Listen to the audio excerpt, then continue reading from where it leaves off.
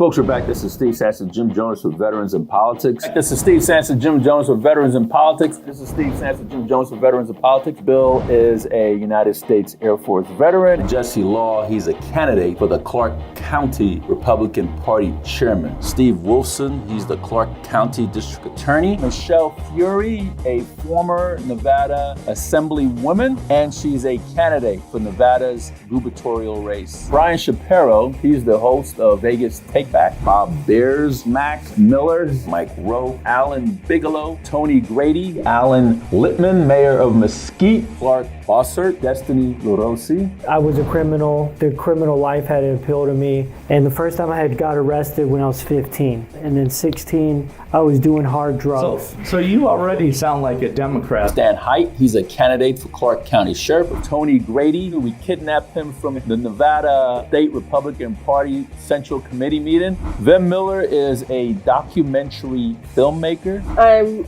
the mother of two beautiful young ladies that are married with children. Saw them, beautiful family. Yeah. Beautiful. Yeah. They all got their AKs. Yeah, they all got their AKs. I don't like Sisolak. When we needed him the most, he failed us. I'm pissed off about a lot of things as usual. But Taxes, girls, yeah. Corona. Oh yeah. Mayor Litman drove all the way from Mesquite, which was a 2-hour drive or something like that. No, hour and 15 minutes. Hour and 15 minutes because he speed, NHP didn't catch him. And he has total control of the Mesquite police, so they didn't give him a ticket either. Worked for the Las Vegas Metropolitan Police Department for a little over 30 years. Okay. Retired back in 2008, was comfortable, had a good retirement, loved the police department, it's taking care of me. But then this last election came up, all the fraud, and it just, like you said, I've been talking to the TV, but it's like, I got to get off my couch. I got to do something because it's really getting bad. They are taking away our constitutional liberties, and that's basically my whole campaign. The Democratic governors kind of turned into dictators, and there's a lot of people that die from the lockdowns. And I don't know if you guys talk about this on your podcast a lot, but we have added 100,000 deaths between suicides and overdoses this year. I got this tunnel vision where even food becomes a little less important. I'm running this like there's no tomorrow. The media, they are my biggest fans. And when I say the media is my biggest fans, because they love to hate me, they just cannot wait to try to do like a gotcha, and she said this and she said that. I like to talk about a little history. When I took over the DA's office almost 10 years ago, my predecessor was filing almost 20 death penalty notices a year. He's trying to kill everybody. Well, he had a different philosophy. Our police backed us, and That's why you got away with that speeding ticket coming down here. yeah, literally. No, I had a city car, that helps. Yeah. When my daughter was in her mama's belly, it became important to me to fight for their freedom. There's a lot of candidates and a lot of elected officials that when they're running for office, they pander, they say whatever. I ain't pandering. Right. We're gonna fight together. We're going to fight for our state. We're going to fight for the people. But the way I look at it is, soon as you get elected, I just honestly think that there's a group of people in each area that kind of pulls you back and goes, everything you said on the campaign trail sounds really good, but this is actually how it works. I had managed with my discussion and voting as a member of the city council to steer them out of taking people's stuff. The city of Las Vegas. Like a bully? Yeah.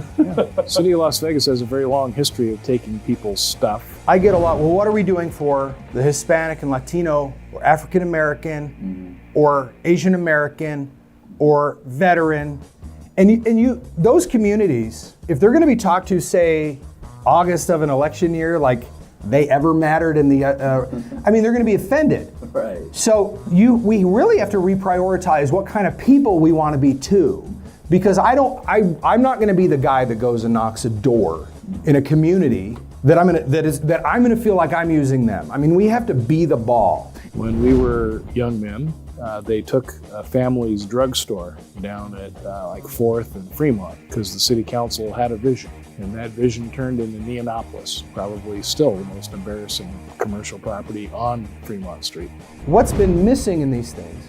Vision and leadership. Vision and leadership. Every single time bad behavior comes around because there's no vision, there's no plan, there's no leadership. They exist for the sake of meetings. The new sport is to defeat each other. And you know what? That ain't fun anymore.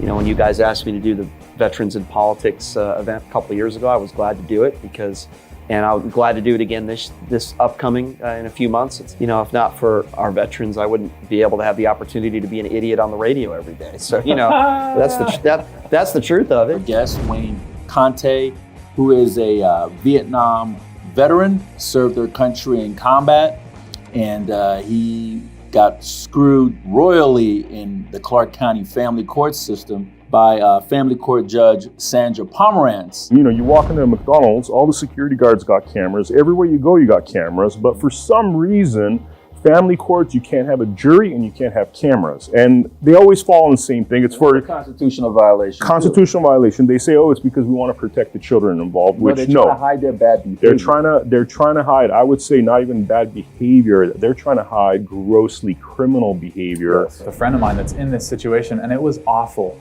that they're not looking after the most vulnerable and the weak and the most unable to protect themselves among us being, you know, our children and our society. And it's sick that they're saying, all right, how can we get the most money out of this? How can we drag it out? How can we give we're going to give the worst parent the most rights so that the rich parent and the better parent will fight in court. Man, I thought I was the only one saying that. We also, with the nonprofit that my husband and I set up all those years ago, we go into 5th grade classrooms and we talk to kids about the value and the importance of our Constitution, the founding of this country, and hopefully plant some seeds of what I say, seeds of liberty, where they'll have some basic understanding about why this country is what it is.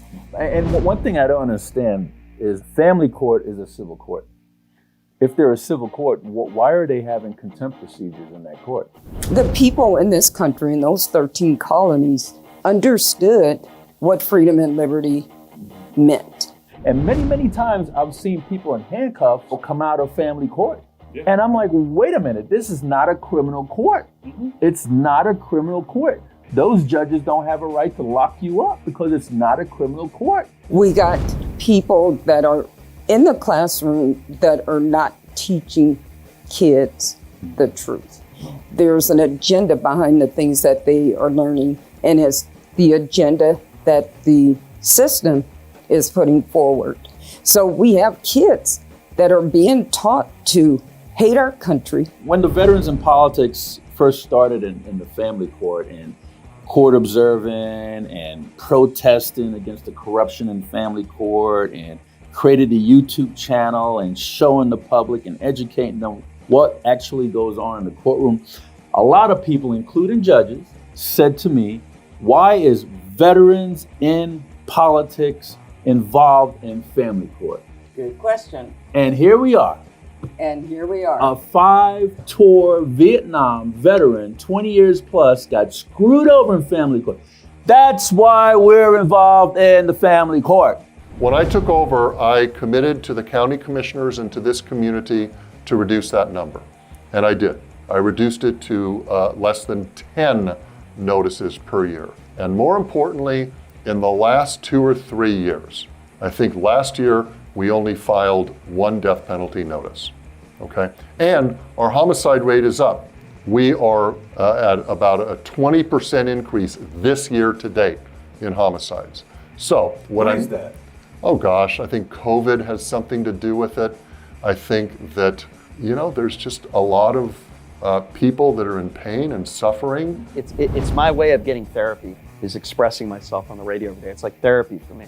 That's how I look at politics. I get all my anger out by being, it's good, right? By being a butthead. You don't look like a guy that I would want you. I don't think I'd want him to be angry at me. Yeah. He looks like the guy that'll walk into a bar and like, okay, I better not mess with that guy because you're a big dude. Hey, I walk into gay bars and nobody messes. Well, that's your personal business. That's okay. So my office is about 750 employees, 160 lawyers. The largest. What's your budget? About 500 million. It's the largest law firm in the state of Nevada. When they're a candidate, they're more humble and gracious, eager to help. And then when they become elected, they lose their civility. They become more arrogant, self-serving, opportunists. Are you going to fall into that? Well, let's what Donald Trump call it, the swamp. The swamp doesn't live at my house. I think the organization itself, it's lost its institutional memory as to why it exists. But I love our country, and I think that if we don't get it right this election cycle, we're going to lose it. What's your favorite constitution? Well, obviously, freedom of speech is huge, and the second protects the rest. This is Steve Sanson, Jim Jonas with Veterans in Politics. Until next time.